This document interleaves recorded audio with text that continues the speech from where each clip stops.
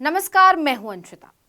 तो supreme court ने सख्त लहजे में बीजेपी सरकार को समझा दिया है कि वो अपनी मनमानी नहीं कर सकती और कम से कम अदालत के सामने मनमानी उसे बंद करनी ही पड़ेगी और नियम कायदे से काम करना पड़ेगा।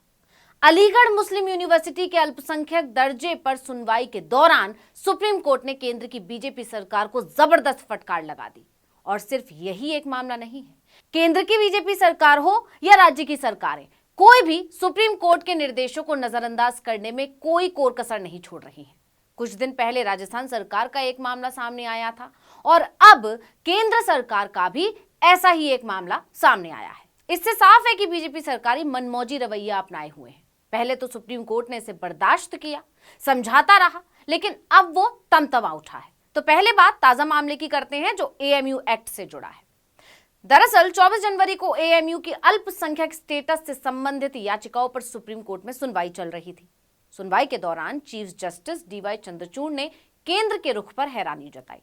इतना ही नहीं, 7 न्यायाधीशों की संविधान पीठ की अध्यक्षता करते हुए सीजेआई ने जोर देकर कहा कि संसद भारतीय संघ के तहत एक शाश्वत और अविनाशी निकाय है। सीजेआई ने सवाल किया कि आप संसद के संशोधन को कैसे स्वीकार नहीं कर सकते। इसके बाद सीजेआई ने केंद्र सरकार से कहा कि चाहे कोई भी सरकार भारत संघ के हितों का प्रतिनिधित्व करती हो, मैं भारत सरकार को यह कहते हुए नहीं सुन सकता कि वो संसद की तरफ से किए गए संशोधन के साथ नहीं है। आपको 1981 में किए गए संशोधन के साथ खड़ा होना ही होगा।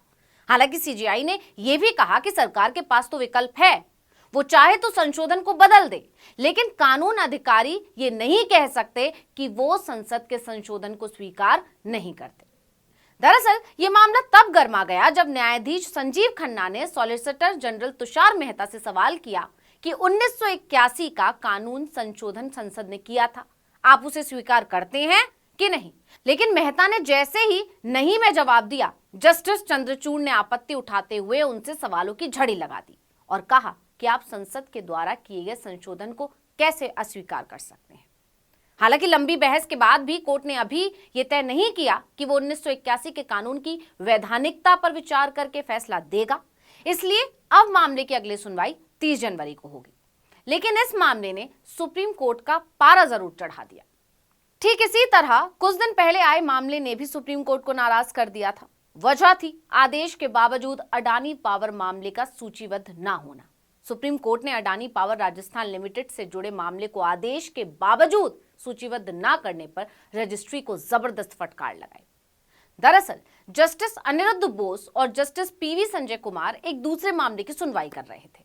उसी दौरान उन्होंने वरिष्ठ वकील दुष्यंत दवे से अडानी केस के बारे में भी पूछ लिया।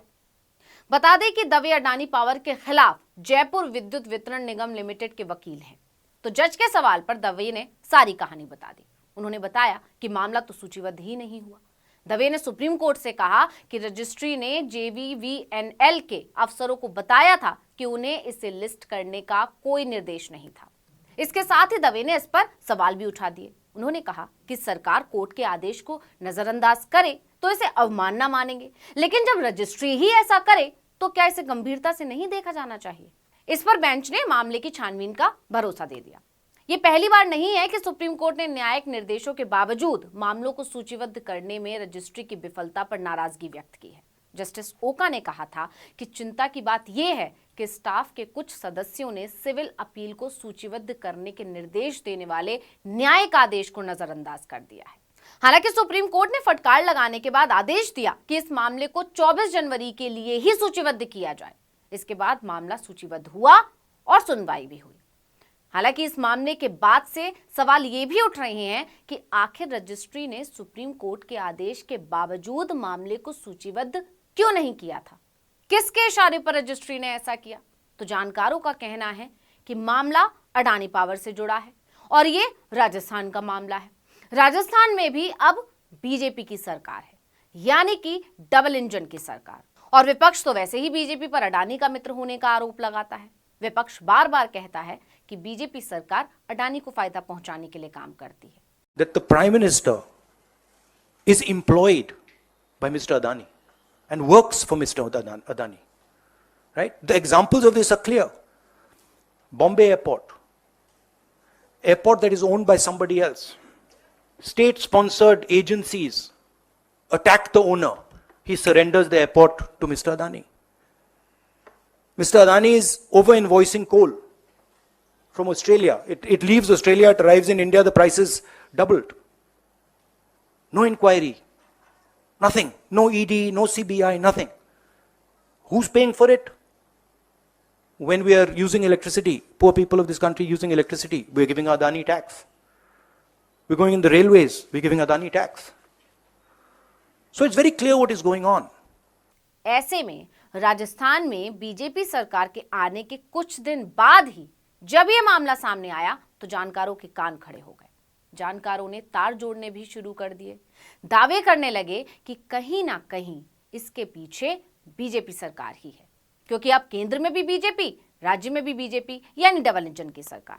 जानकार इसलिए भी ऐसा दावा कर रहे हैं क्योंकि अगर देखें तो छत्तीसगढ़ में भी बीजेपी के सत्ता में आते ही अडानी को फायदा होने लगा। हसदेव जंगल में खनन का काम तेजी से होने लगा। यानी राजनीति के जानकारों के मुताबिक जहां जहां बीजेपी की सरकार है, अडानी को किसी ना किसी रूप में फायदा पहुंचाने की कोशिश हो रही है। उसके लिए चाहे कितने ही लोग बेघर हो जाएं, बेरोजगार हो जाएं, दर दर भटकने को मजबूर ही क्यों ना हो जाएं। खैर, यह मुद्दा अडानी नहीं है, मुद्दा सुप्रीम कोर्ट की नाराजगी है। तो एएमयू मामले में सुनवाई के दौरान कोर्ट ने केंद्र की बीजेपी सरकार को जबरदस्त फटकार लगा दी। कोर्ट की फटकार से यह बात और खुल गई है कि केंद्र अदालती प्रक्रियाओं में भी अपनी मनमानी करती रहती है, और जब पानी सिर के ऊपर से गुजर गया तो सुप्रीम कोर्ट को कहना पड़ा कि हम इसे बिल्कुल बर्दाश्त नहीं करेंगे।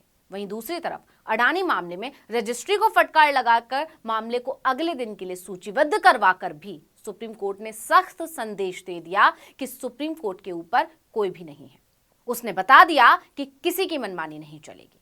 तो इस वीडियो में इतना ही। आपसे अनुरोध है, यूट्यूब पर हमारे चैनल आर्टिकल 19 इंडिया को सब्सक्राइब कीजिए, व्हाट्सएप पर फॉलो कीजिए और हमें बताइए कि आपको हमारा ये वीडियो कैसा लगा। आने वाले दिनों में हम और किन मुद्दों पर वीडियो बनाएं, ये भी जरूर बताइएगा।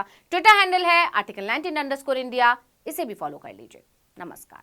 आप किसानों के जेब में से पैसा छीनने के लिए कानून लाए थे, आप अदानी जी को पैसा देने के लिए कानून लाए थे, और आप 24 घंटा अदानी जी की मदद करते रहते हैं। और यहां पे आपके जो चीफ मिनिस्टर हैं वो भी अदानी जी जैसे लोगों के लिए ही काम करते हैं।